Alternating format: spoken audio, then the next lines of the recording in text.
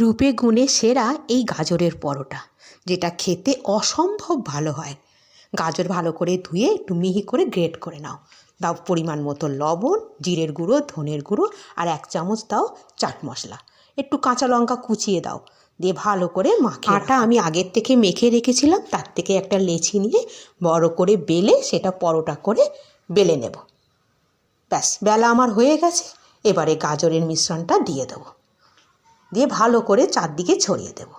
আমি আর একটা পরোটাও আগের থেকে বেলে রেখেছিলাম, সেটাও ওর ওপর দিয়ে চাপা দিয়ে দেব।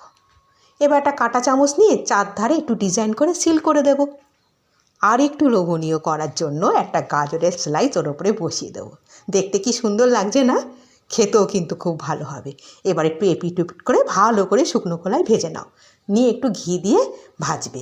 এটা ঘি দিয়ে ভাজলে খুব ভালো টেস্টি হয় এবং খেতেও খুব ভালো হয়।